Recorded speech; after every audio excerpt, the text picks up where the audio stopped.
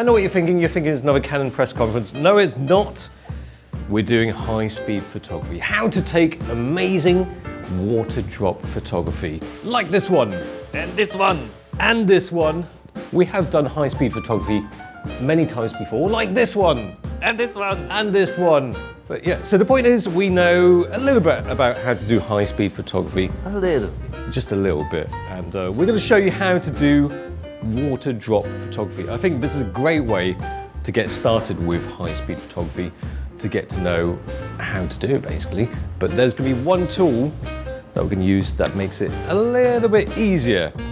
Not us. How dare you? Speak for yourself. So this video is sponsored by MIOPS. Ta-da! Actually, that's not how it came. This video is sponsored by MIOPS. The Splash Water Droplet Kit. It kind of looks like a paint gun, a paintball.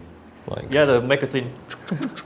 What this does is just remove all of the inconsistencies that you get with water drop photography. So you can focus on the creative bit. Cable that goes in there, see the camera icon, and then another one here, that will control your flash, that's the flash. And then this is for power because, well, there's no battery inside. And just in case you're wondering what MIOPS is, they're a brand that makes these devices which kind of trigger the camera. Last time we did A Harry Potter photo. but it was this little tool. So we've got the camera and lens. Camera, I think it doesn't matter too much. I think interchangeable lens. I think the most important thing is the lens. So if you've got interchangeable lens camera and then get macro lens. This one, you don't have to spend too much money. This one, I literally just bought for this video, £75. I honestly don't think you need an autofocusing macro lens because it's just... No, you can't use autofocus anyway. Because like we're going to set, it's going to hit the same spot every single time. We're going to have the camera on a tripod, so it's going to be the same focus. You just focus once. And the next bit is flash, because we are not creating an exposure with the shutter as such. I mean, you don't need a fast shutter speed. In fact, it's the other way. We need to just release the camera on a slow shutter speed, and then this is essentially your shutter because you have such a short duration, a burst of light, and that will be enough to freeze the motion. But for that, we do need the room completely dark because when that's on a slow shutter speed, you don't want any ambient light lighting up the water droplets because then you get this motion blur. You want the light from this overpowering that it doesn't have to cost a load of money because I bought this just for the shoot as well. Lock has always got this trusty SB700, is it? SB26. Crikey, that is really old. Let's do it, not talk. Yes. Less talking, more doing. I don't know why I pointed down there. Less talking, more doing. You know those storage boxes from IKEA? Liz. Colour paper. Just stick the colour paper on that, the background, wherever it is.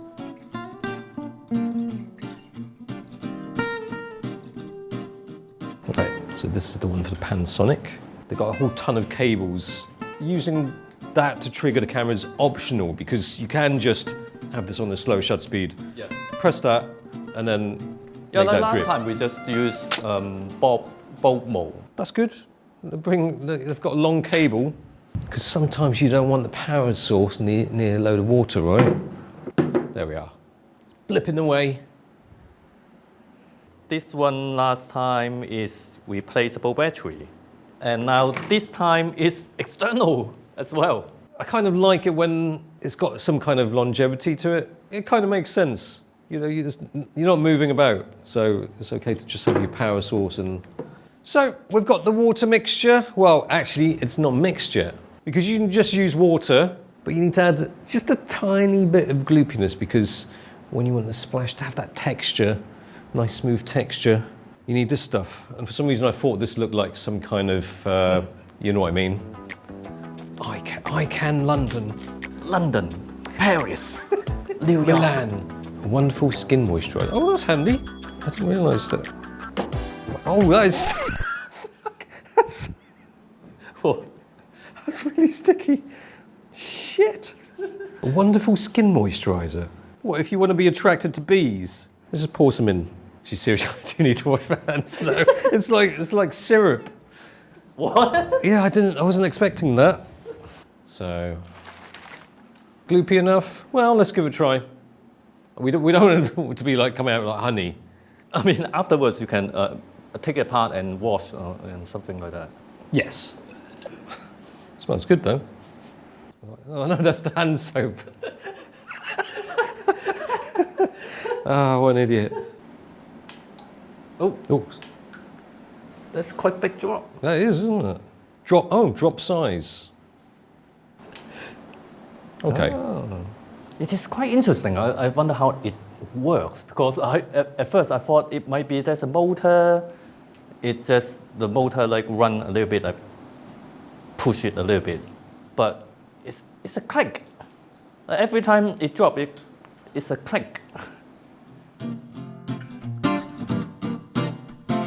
With the MIOPS kit sorting out the water drop and exposure, you can play around with the flash positioning. My main flash is positioned to the side and slightly from behind to highlight the shape of the water droplet, giving some separation.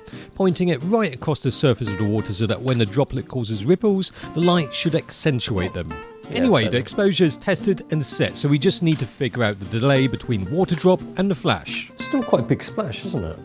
I'm wondering a little bit less delay because that's already like quite late in the splash. See, there's enough trial and error as it is. Oh, okay, look. A bit too early. Yeah, you can see it coming into the frame. Glowing. Old optics for you. Let's try 240. No need to get scientific, just put in some numbers and do a test. Look at that, it's just sitting on top. It's part of the process to figure out the delay. But as long as we're hitting that splash, that little water droplet in the same place, and it's triggering everything, at least that makes it a little bit easier. But I think this reminds me of those handheld gimbal. Without those handheld gimbal, I would never do hyperlapse. Before that hyperlapse, you have to use a tripod, take a shot, move, take a shot, move. It was really annoying. Pain in the bum. But with a handheld gimbal, then it's much easier. It's just like this one. Without this, it would be really annoying. I would never thought of trying to do this. Oh, okay. It's like a little egg. Little hairy egg. Almost sci-fi thing. It is. Ever so slightly. It just feels like I'm playing an iPhone game. It's really convenient. So you just dial it in. You just change the numbers until you get the result that you like. You just keep trying it. Trying different things, different height, different droplet size, until you get some cool looking shots. Okay, and we're just doing a white background in a minute. Why don't we try something a bit different? Let's get the colour out. Shall we go for magenta? It's been a long time. Lock. Oh. Okay, that's the cover. Let's get Slave on. We are using the camera as a stand, not using the camera. Yeah. This bit here is where it must be above the paper.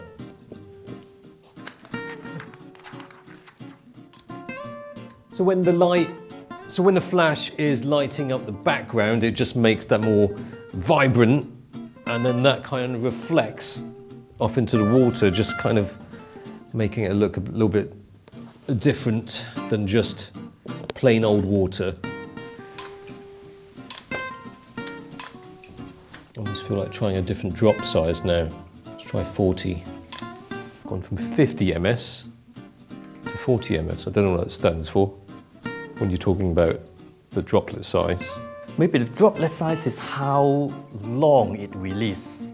Yes. It's like That's a good point actually. It's like car injection, fuel injection. It uses the duration of release to control the droplets. That's why you hear click, click. Getting there. I like the ripple, like got a swirl. Swirl, isn't it? With those two colours, it's like somebody's mixing the paint. And we're still doing just what, single drop? Maybe we should start doing the double drop.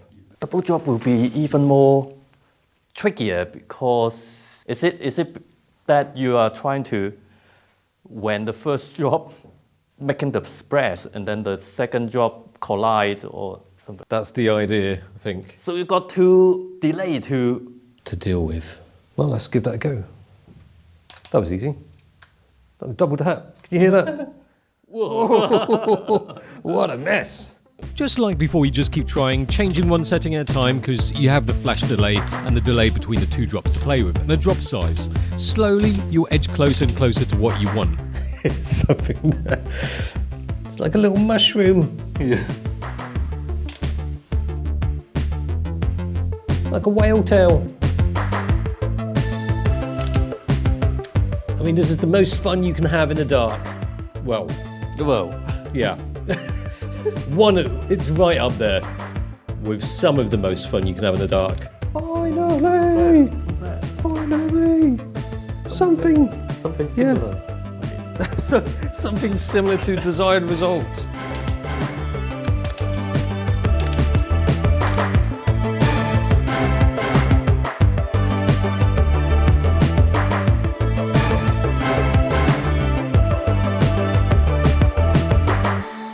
Next thing, I was thinking, what if we do something else, not just looking at water splash, like a Lego figure, holding a hand up, and then there's a ball of water, like holding it like a whistle or something. Okay.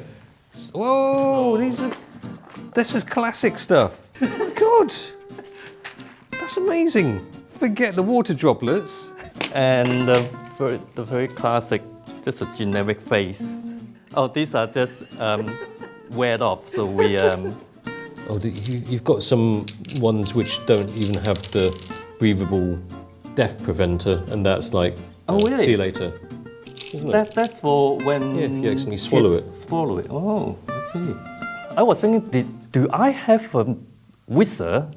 And then turns out I do. This is a wizard head. And a very classic. And then I think they keep that in the Lego movie, that the old helmet always have the chin bit broken. Wow, I don't remember if there's a magic staff or something. Let's just give him a sword. I mean, even Gandalf used a sword. Oh, yeah, there is one. I think this is glow in the dark as well. Is it? Oh. Lights off. Yep.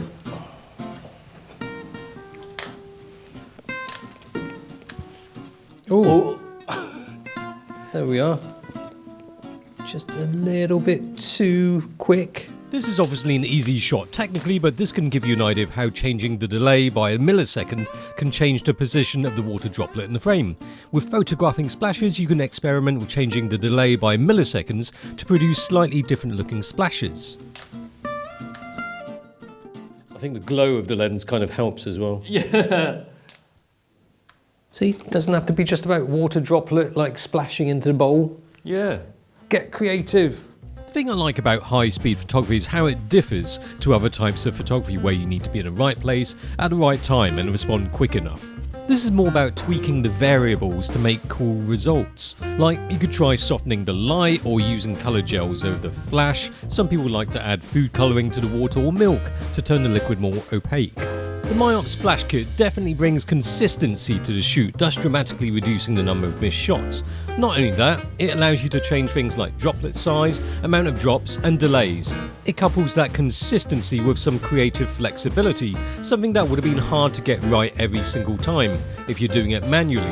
The MIOPS Splash Kit, along with the Smart Plus that we tried last time, are great tools for making a high-speed photo shoot much more productive. You can click the links in the description box down below to learn more about both of them on MIOPS' official website.